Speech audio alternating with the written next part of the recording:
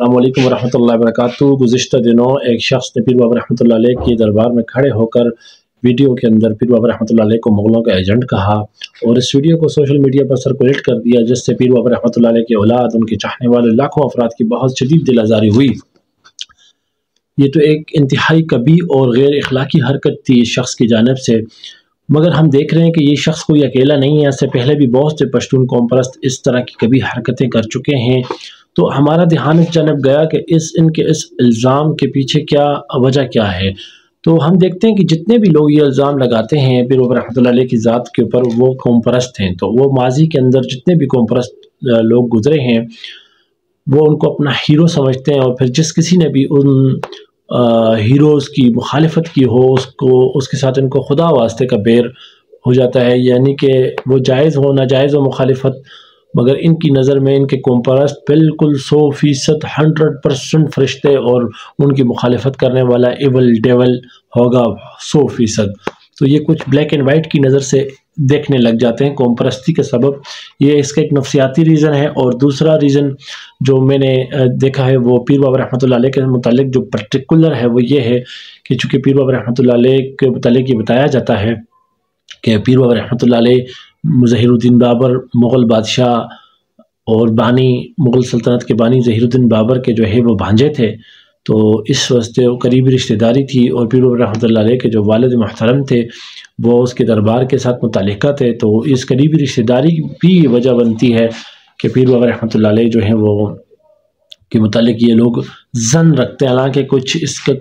पीछे कोई रीज़न नहीं है, कोई सबूत नहीं है, लेकिन एक ज़न्नी ख़याल इनके जहनों में आता है कि चूँकि पीर बाबा रहमतुल्लाह अलैह उनके रिश्तेदार थे और चूँकि पीर बाबा रहमतुल्लाह ने इसकी मुखालिफत की और ये चूँकि मुग़लों का मुखालिफ था, तो ट्रायंगल के तीनों कोने ये बराबर कर लेते हैं इस तरह, लिहाजा ये ट्रायंगल बन गई। मुग़लों ने फिर पीर बाबा रहमतुल्लाह अलैह को फीड किया होगा, पीर बाबा रहमतुल्लाह अलैह मुग़लों के पेरोल पे होंगे। नहीं, ऐसा हरगिज़ नहीं है, ऐसा बिल्कुल भी नहीं है। सबसे पहले हम इस इल्ज़ाम को देखते हैं कि पीर बाबा रहमतुल्लाह अलैह, या इस बात को देखते हैं कि पीर बाबा रहमतुल्लाह अलैह मुग़ल बादशाह ज़हीरुद्दीन बाबर के भांजे थे। ये बात किस हद तक दुरुस्त है? चूँकि ये दोस्तों की जानिब से भी होती है और चूँकि हमारे यहाँ तहक़ीक़त और आवाज़ नहीं है, ना दोस्तों के यहाँ ना दुश्मनों के यहाँ, जिसकी वजह से बहुत सी ऐसी बातें फैल जाती हैं कि जो उनका कोई हकीकत से लेना देना ही नहीं होता, क्योंकि हकीकी इबारात को और बुनियादी सोर्सेस को तो कोई खंगालता नहीं है। तो बात यह है कि मेरे हाथ में ये एक किताब है हज़रत अख़ुन दरवीज़ा रहमतुल्लाह अलैह की तज़किरा अबरार वल अशरार। इसका एक पुराना कलमी नुस्ख़ा है और इसके जो है ये ग़ालिबन कोई 1908 का कलमी नुस्ख़ा है। तो ये इसका पेज नंबर 11 है। ये अगर आपको मिल जाए तो मोहम्मद फ़िरोज़ बटोलवी का जो है वो नुस्ख़ा है। तो पेज नंबर 11 में अख़ुन दरवीज़ा लिखते हैं अपनी किताब तज़किरा अबरार वल अशरार के ऊपर कि हज़रत ईशान अज़ तिरमिज़ अंदर असलन व अज़ कुंदुज़ वतनन व हज़रत ईशान अज़ ख्वाहर ज़ादहाए अमीर कबीर ज़हीरुद्दुनिया वद्दीन नासिरुल इस्लाम वल मुस्लिमीन अल मुअतमिद बिरहमत रब्बिल आलमीन अमीर तैमूर ताब अल्लाह सिर्र वल जन्नत मस्वत बूदा। यानी कि मेरे पीर हज़रत ईशान, मतलब मेरे बुज़ुर्ग, वो अमीर तैमूर की बहन ख्वाहर ज़ादहाए, ख्वाहर बहन को कहते हैं और ज़ादहाए जो है वो मतलब बच्चों से, बहन की औलाद से हैं अमीर तैमूर की। तो यहाँ पर ये वाज़ेह है कि अख़ुन दरवीज़ा ने पीर बाबा रहमतुल्लाह अलैह को अमीर तैमूर की बहन से लिखा है, ज़हीरुद्दीन बाबर की जो है वो बहन की औलाद से उनको नहीं लिखा। जबकि जब वहाँ पर उसने अमीर तैमूर के अलकाबात लिखे हैं, वहाँ पर अमीर कबीर उसके साथ वो लिखता है अमीर कबीर ज़हीरुद्दुनिया वद्दीन। चूँकि मेरे ख्याल से ज़हीरुद्दीन जो है वो बाबर का लक़ब था, मशहूर है बाबर के लिए, तो शायद इससे बाद लोगों को मुग़ालता हो गया और उन्होंने अमीर तैमूर के बजाय ज़हीरुद्दीन बाबर سمجھ لیا ہو۔ اس کے علاوہ ہم نے تذکرہ بابری کے اندر اور دیگر مغل سورسوں کے اندر دیکھا کہ جو ظہیر الدین بابر کی بیٹیاں ہیں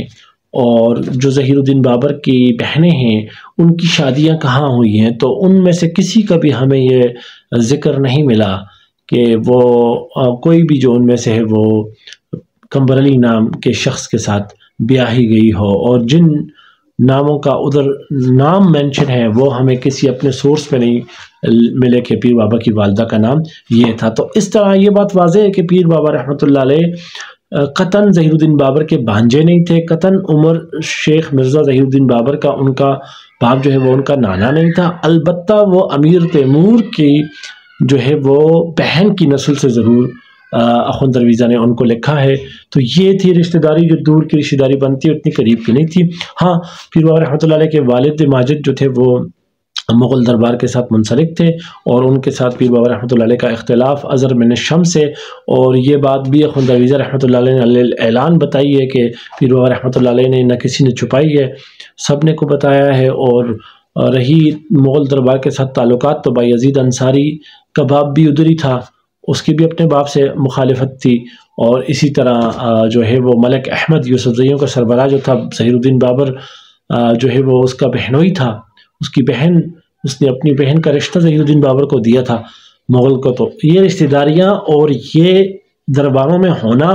یہ کچھ بھی ظاہر نہیں کرتا۔ دوسری طرف ہم دیکھتے ہیں کہ مغلوں نے ظاہری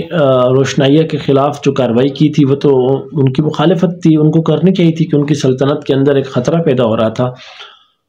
تو روشنائیہ کی مخالفت پیر بابا رحمۃ اللہ علیہ نے کیوں کی؟ روشنائیہ کی مخالفت پیر بابا رحمۃ اللہ علیہ نے اس بنیاد پر کی۔ دیکھیں، اس بات کو سمجھنے کے لیے ہمیں پہلے یہ سمجھنا پڑے گا کہ تاریخ کے اندر جو اسلامی تاریخ ہے اس کے اندر دو قسم کی شخصیات گزرتی ہیں، ایک جو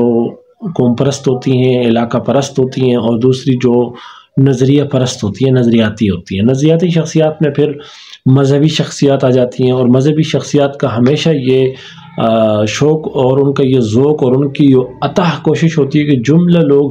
مذہب کے اندر بن جائیں اور اپنی نسلوں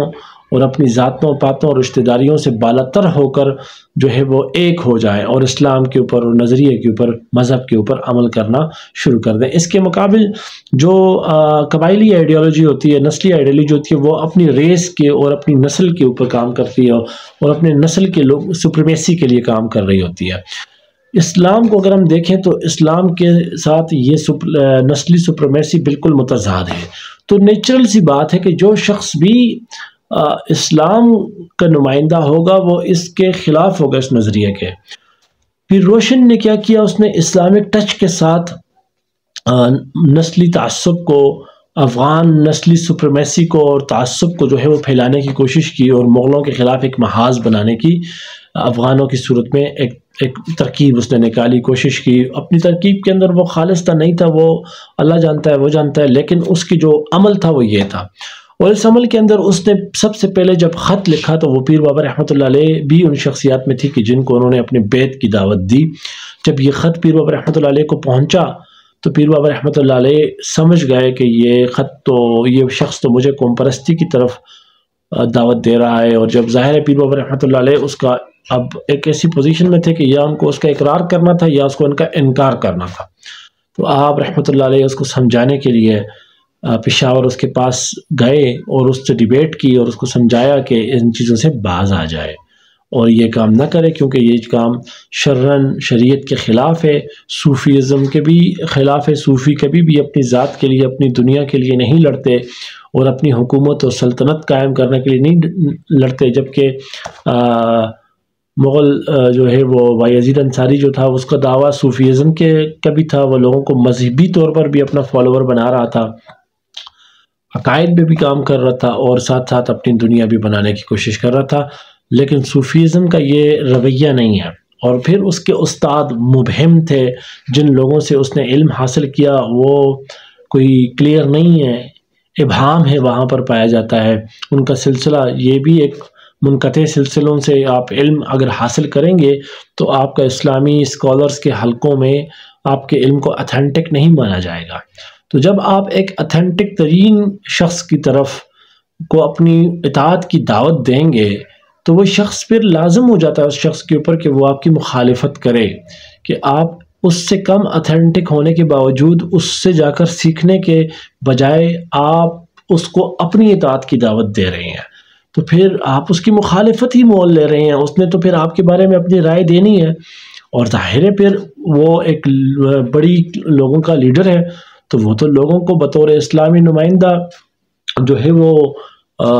نفاق سے دور رکھے گا، مسلمانوں کو مسلمانوں سے لڑنے سے باز رکھنے کی کوشش کرے گا، اور وہ قطعاً نہیں چاہے گا کہ یہ تعصب اور یہ لوٹ مار کا بازار گرم ہو۔ اور ویسے بھی اسلامی سلطنت کے اندر نظم و نسق جو ہے وہ بڑی ایک چیز، سب سے اہم چیز ہے، اور باقی تھوڑا بہت اگر ظلم اور جبر بھی ہو تو بھی اس کو اسلام جو ہے وہ یہ کہتا ہے کہ برداشت کر لینا چاہیے، نظم و نسق کو خراب نہیں کرنا چاہیے۔ اگر آپ شروع سے اسلامی تاریخ اٹھائیں گے تو آپ کو اہل سنت و جماعت کے ہاں یہ نظریہ ملے گا، تو اس میں کوئی چھوٹی بات بھی نہیں ہے۔ تو پیر بابا رحمۃ اللہ علیہ نے اس شخص کی مخالفت اسلامی نظریات کی بنیاد کے اوپر کی، نہ کہ کسی بھی اور وجہ سے، اور ببانگدہ حل کی اور اس کو سمجھایا، اور اس کے خلاف کوئی عملی اقدام پیر بابا رحمۃ اللہ علیہ نے نہیں کیا، اور اس کو بھی یہ سمجھایا کہ علماء کا کام لڑائیاں لڑنا اور قتل و غارت کرنا نہیں ہے، یہ کام جو ہے وہ حکومت کا اور حکمرانوں کے کرنے کا ہے، اور عالم دین کو چاہیے کہ وہ علمی کام کرے اور علمی میدانوں میں آگے بڑھے اور لوگوں کی رہنمائی کرے اور لاجیکل گفتگویں کرے اور لاجکس کے لوگوں کے ساتھ کھیل کرے اور لوگوں کی روحانی اور جسمانی اور رہنمائی فرمائے۔ تو یہ جو جتنی باتیں بھی میں نے کی ہے، یہ باتیں اس کتاب تذکرہ ابرار و الاشرار میں تقریباً پیر بابا رحمۃ اللہ علیہ اور بایزید انصاری کے جو ہے وہ تذکرے میں درج ہیں۔ امید ہے کہ اس سے آپ کو فائدہ ہوا ہوگا۔ کوئی کمی بیشی ہو تو معاف کیجیے گا، اور مجھ سے ضرور رابطہ کیجیے گا، اس بارے میں اپنی رائے کا اظہار ضرور کیجیے گا۔ والسلام ورحمۃ اللہ وبرکاتہ۔ اللہم صلی علی محمد وعلی آل محمد وبارک وسلم علیہ۔